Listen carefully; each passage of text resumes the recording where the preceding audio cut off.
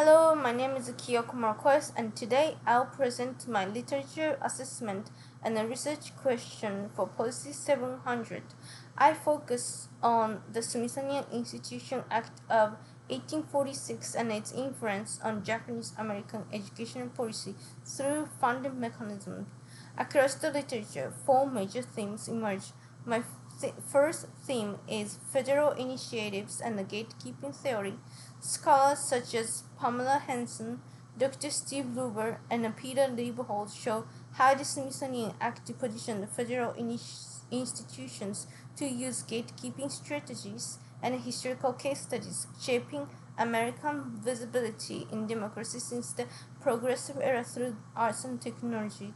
Second theme is strategic partnership through participatory pedagogy. Dr. Christy E. Lowe highlights the very limited resources on Japanese American history, while Lowe, Dr. Andrea Kim Neighbors, and Liz Kleinrock show how asset-based framing to counter invisibility. Anthony Platt adds a remapping strategy across racial equality movement, and Dr. Alex Paul contributes coalition building and feminist archival analysis to correct the historical narratives. Third, in comparative funding system, Henson and Ritterbusch show how museum education expands funding. Dr. Tiffany Yep links psychology and identity to policy practice, while Platt and Paul emphasize coalition strategies, and Leibold calls for transparent safeguard. My fourth theme is educational leadership. Japanese American leaders advance participatory pedagogy, feminist archival frameworks, and intersectional approaches.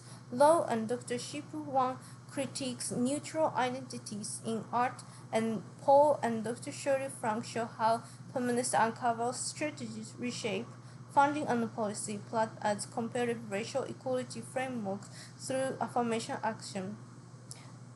Across the literature, several common assumptions guide Japanese American educational equity. Federal institutions of Smithsonian Act involving gatekeeping theory to form cultural and historical narratives. Scholars emphasize asset-based framing and participatory pedagogy, showing that the visibility and shared stewardship justified social justice. Co-created projects are seen as strategies to correct misrepresentation and advance democratic cultural authority. Finally, coalition building strategies and the feminist movement highlights its effective outcome for equity. The literature employs diverse methodologies, including historical case studies, empirical social science, participatory museum pedagogy, and comparative advocacy frameworks, which promote history, psychology, pedagogy, and advocacy in advancing Japanese American education. Despite these contributions, key weaknesses remain. There is little empirical validation of Smithsonian outcomes, limited interdisciplinary integration, and insufficient analysis of funding mechanisms. Finally, the literature often overgeneralizes Asian American experiences, obscuring the distinct reality of Japanese Americans.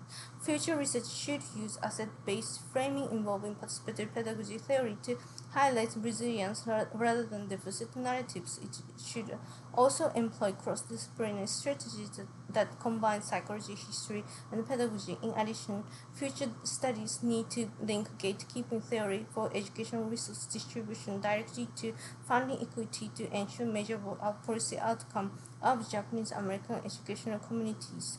Key sources shaping this field include Henson's historical accounts of the Smithsonian, Luber's work on cultural diplomacy, Lowe's participatory pedagogy model, and Paul's feminist archival framework. In sum, they illustrate how cultural diplomacy, coalition strategies, comparative advocacy framework, and advocacy framework inform Japanese American educational advancement.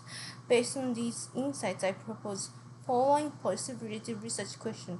What effect has the Smithsonian Act on educational funding for the Japanese American population?